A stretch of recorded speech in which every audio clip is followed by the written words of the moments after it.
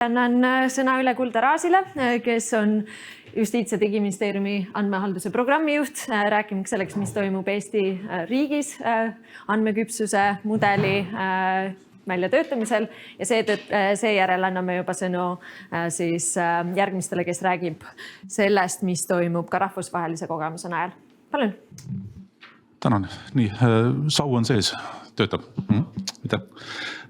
Minu nimi siis Kuldar Aas, andmehalduse programmi juht Justiits- ja Digiministeeriumis ja kui me esimeses sessioonis vaatasime seda, et mida kõike head me saame digitaalsete kaksikutega ja andmetega teha, siis ma pööran selle mündi pisut ümber ja toon välja selle paratamatu olukorda, et selleks, et midagi teha, midagi kasulikku, meil peavad olema ka oskused, võimekused. Ehk siis räägin organisatsioonide andmeküpsuse mõõtmisest ja kasvatamisest, et minu ettekandes siis nendest tegevustest, mida me teeme riigis keskselt ministeeriumis, et pärast siis saategi alternatiivset ettekannet kuulda ka Euroopast.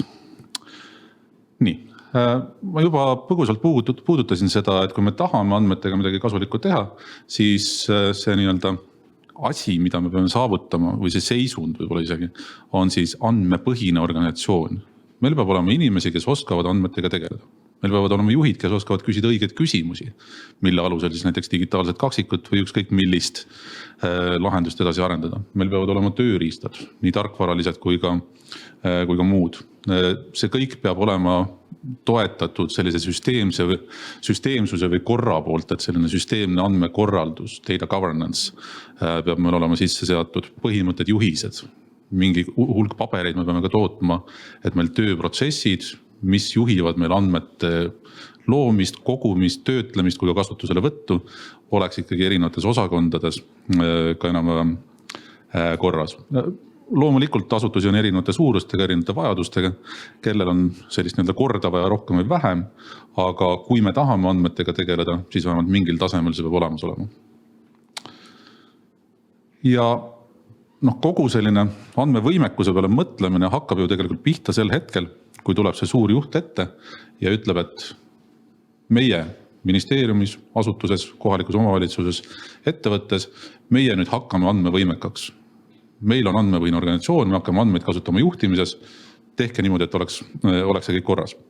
Ja siis meil istub organisatsioonis keegi, kellele on antud ülesanne, et meie saame nüüd andmepõhiseks ja tema ees on päris palju erinevaid küsimusi. Et mis on need võimekused, inimesed, oskused, tarkvarad, mis meie eesmärkide jaoks on siis vaja sisse viia. Mis on see võimekus, mis meil organisatsioonina peab olemas olema. Kuna neid andmetega seotud oskusi on päris palju, siis kohe jõuad välja ka küsimuseni, et mis juhtub, kui ma mõnega neist võimekustest ei tegele. Jah, ma keskendun näiteks tehisintellektile, aga ma ei keskendu andmekvaliteedile, sest rahasid on piiratud hulgal ja kõigega me tegeleda ei jõua. Kui pikk tee on veel minna? Mis on üldse see lõppeesmärk, kuhu me tahame välja jõuda oma võimekustega? Jah, millise profiiliga inimesi ma lõpuks siis pean palkama hakkama, kuidas ma olemasolevaid inimesi pean täiend koolitama, et minu juba praegused töötajad, praeguses majandussituatsioonis eriti oluline. Me ei saa uusi kalleid eksperte endale juurde võtta tüüpiliselt oma eelarve situatsioonis. Võtame siis praegused töötajad ette, koolitame neile andmeoskusi juurde, milliseid oskusi. Ja meie siis poolt praegusel hetkel tehtava töö sisu ongi see, et me proovime ette anda siis sellise standardmudeli, mille alusel neile ja veel teistelegi sarnastele küsimustele organisatsioonid saaksid kiiremini ja mõistlikumalt vastata. Et sa ei hulbi niimoodi pimeduses kuskil põllu peal, lähed natukene ühes suunas, saad aru, et vale suund oli, proovid teisele poole minna, vaid sul on vähemalt mingigi siht ees, mida võiks tähendada andmevõimekas organisatsioon ja kui kaugel me selle andmevõimekuse saavutamisega oleme. Ja nüüd siis vist esimest korda niimoodi täiesti suurelt ja avalikult annamegi teada, et meil on suurusjärgus aasta aega käinud üks Euroopa Komisjoni toetatud projekt, mille eesmärgiks on välja töötada 3 siis sellist tööriista või lahendust, mis asutusi nende ülesannetega, millest ma just rääkisin, võiks aidata. Neist esimene on siis nii-öelda andmehalduse või andmekorralduse standardmudel.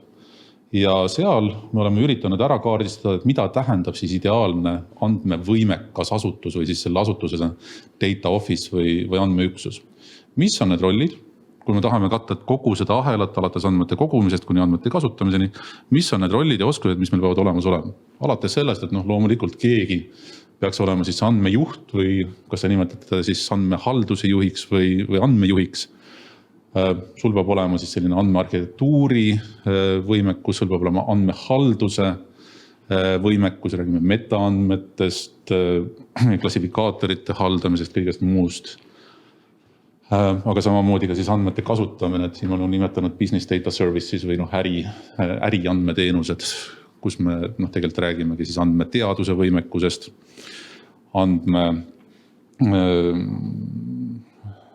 siis andmeanalüütika võimekusest ja kõigest sellest nii-öelda kasulikust poolest.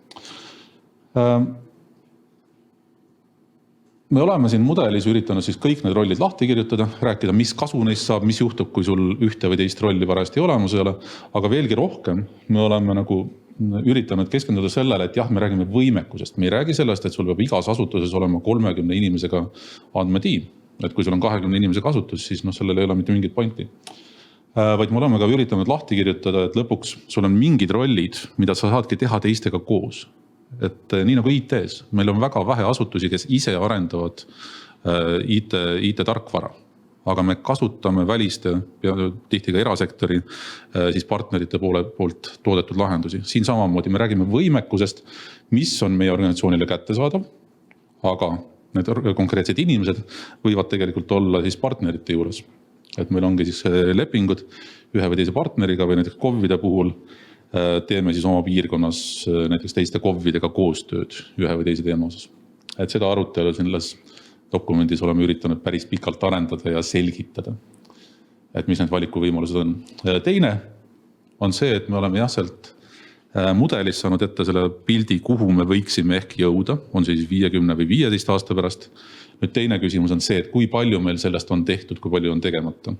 Et siin on inglise keeles siis checklist, Data Office checklist, eesti keeles me oleme teda nimetanud siis asutuse andmetegevuste või andmeüksuse kontrollnimekirjaks. Et siin on võimalik siis,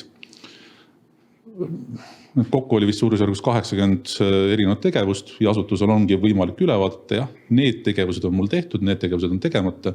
Ja kui sa selle tabeli oled ära täitnud, ühe poole pealt ta võimaldab sul dokumenteerida oma nii-öelda andmearengut, teise poole pealt annabki siis sulle soovitusi, et kuna sul need tegevused on tehtud, siis järgmisena võiksid tegeleda sellega. Jällegi iga asutuse enda valik, kas ta neid soovitusi järgib või mitte, aga me loodame, et selline valiku tegemine, mida me siis strateegiliselt järgmisena teeme, on tänu sellele töövahendile lihtsam. Ja kolmas töövahend samast grupist on siis ka see nii-öelda Eesti andmeküpsuse raamistik. Et siin detailides saaks rääkida pikalt, aga põhimõte on selles, et siin saab jällegi küsimustikku ära täita andmekorralduse kohta, küsimused andmekirjaoskuse kohta, andmearhitektuuri, metaandmete, andmekvaliteedi kohta. Ta küsib, et kui küpsel tasemel te oma organisatsioonis selle või teise teemaga tegelete ja nii nagu tavapärases siis küpsusmudelis ikka annab lõpuks ette, et praegu oleme küpsustasemel 3, mingites valdkondades oleme 4., 2., 1. tasemel. Ja jällegi, see ei tähenda, et organisatsiooni eesmärk peaks olema saavutada absoluutne andmeküpsus kõikides andmetega seotud valdkondades, aga pigem ta annab sulle ette pildi, et ma olen täna siin ja siis ta võimaldab sul küsida, aga kas ma olen sellega rahul? Kas minu organisatsiooni jaoks ongi see piisav või on meil mõned valdkonnad, kus me saame siis andmeküpsusega edasi arendada? Nii, selline siis hästi kiire läbikappamine. Praktilise poole pealt veel nii palju, et projekti siis Euroopa Komisjoni poolt toetatud projekt on meil lõppemas selle aasta suveks. Et loodame siin lähikuudel, et need, mida siin slaidide peal nägite, olid siis praegused nii-öelda mustandid, mis on veel lõplikult kinnitamata, aga juba päris põhjalikult läbi arutatud.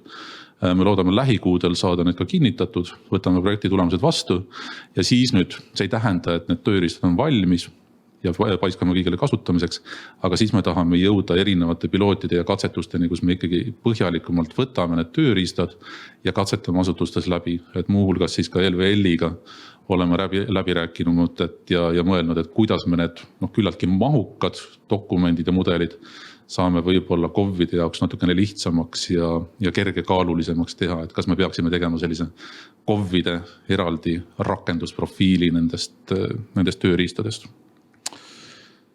Ja tervikuna minu poolt lõpetuseks, et see on siis üks osa ka kõigist nendest tegevustest, et mida me Eestis laiemalt Justiitsministeeriumi poolt näeme andmete valdkonnas, on see, et meie eesmärk on see andmepõhine organisatsioon, mis ongi iga üksiku organisatsiooni võimekus andmetega tegeleda, aga siis need presenteeritud 3 tööriista, see Eesti küpsusraamistik, on osa sellest toest kompetentsikeskustest, koolitustest, mida me siis tahame järjest rohkem ja rohkem pakkuda. Nii et siin ka üleskutse, et kui teil on veel mõtteid selle osas, et mis on see tugi, toetus, juhised, koolitused, mis aitaks teil edasi areneda paremini andmevõimekusega tegeleda, siis andke meile julgelt teada ja saame arutada. Aga minu poolt praegu siis väga kiiresti aitäh. Suur tänu. Ma tean, et Kuldar peab kohe küll ära minema. Kiire küsimus, milline on kõige parem viis teiega ühendust võtmiseks, et neid soovitusi jagada? Kas on peamiselt meili kaudu? Väga hea. Et meil on 2 aadressi, et nii nagu ikka riigis kõik kontaktandmed kõikidel inimestel on avalikud. Minu aadress on kuldar.aas@justdigi.ee. Võite ka kirjutada aadressile andmed@justdigi.ee, kui ei taha niimoodi personaalselt siis kohe tülitada. Jah, ma ütlen veel ühe asja ära, et ma ise pean kahjuks järgmistele kohtumistele minema. Küll aga selle sama presenteeritud projekti juht Maarja on meil samamoodi ruumis. Ja sina jääd pikemalt. Just nii, et kui kellelgi on konkreetseid küsimusi nende tööriistade kohta, huvi piloteerida, katsetama juba hakata, ennast registreerida, siis võite Maarjale teada anda.